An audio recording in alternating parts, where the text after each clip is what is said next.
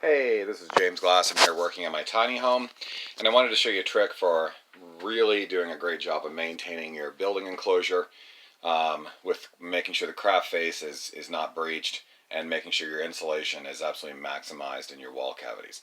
So I'm here today framing in a 36-inch fiberglass shower for the master bedroom.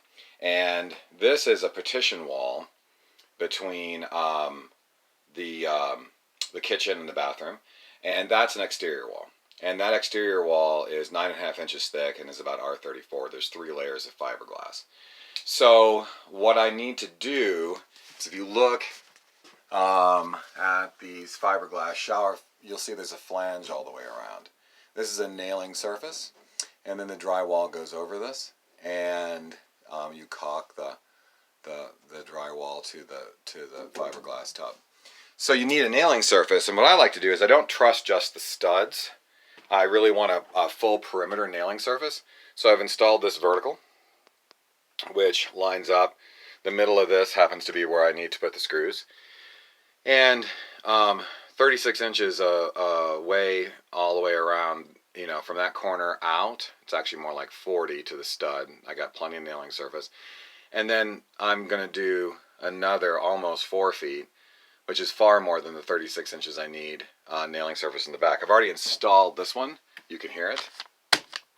And there's like 3 ways you could go about doing this, and the best way is what I'm doing. You can frame everything like this and then try to push your insulation up around it, or try to jam your craft face or whatever. It's a mess. It rips the craft face. You can never get it taped. You can never get it sealed.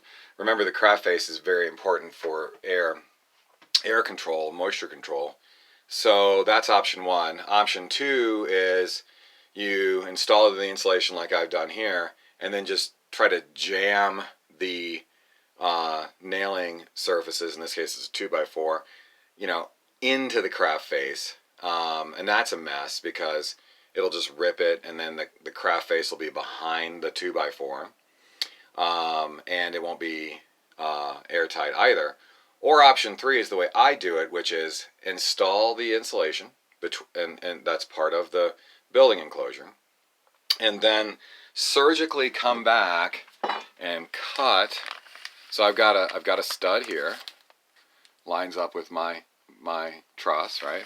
I've got a stud here, right? So I've surgically, very carefully, just cut the craft face, and these 2 black lines represent where the 2x4 is to go. And then very carefully peel the craft face back, and then put the 2x4 in place where it needs to be, and then re-tape the craft face. Now, I haven't screwed this 2x4 in yet. It's still loose. I'm going to do that, and then I'm going to tape this so it looks just like this. I happen to make the cut down here at the bottom. You can make the cut in the middle. I wasn't really, if you make the cut at the bottom, it's a little trickier taping it, and but you can do it. This was a little weird because I've got this nailing surface here, so this is actually a 2x4 plus a spacer to accommodate this. Because remember, my building enclosure is just this continuous 9.5 inches of fiberglass all the way through, and this is my partition wall. So I had to be a little creative here when I put this one in. So that's why this one looks a little different. But in this case, I'm just going between the vertical wall studs. And so I'll screw this in, tape it up, boom. I'm going to have the nailing and screwing surface that I need for my shower, or whatever. Could be cabinets. I do this for cabinets. Could be drywall. Whatever you need.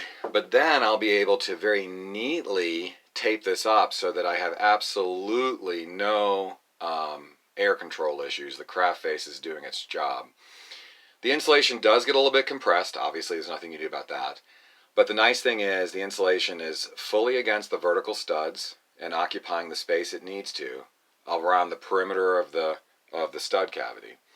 And most importantly, for air and moisture control, the craft face is completely sealed. I'll be coming back and taping every seam also. And this is what I've done for the entire perimeter. All of the building enclosure is taped. Even the ceiling out here, you can see what that looks like. And if I have a bad of insulation, for example here, the best I could get was R19 with a little bit of blown in for about R20 to R25 during this 4-foot span. And then I went to an R30 because of the scissor trusses. I needed space above for ventilation. So where the bats met, tape that too. And so with everything taped and tight, you can maintain the tightest possible building enclosure. And little tricks like that make all the difference in terms of energy control. Hey, thanks for watching the video.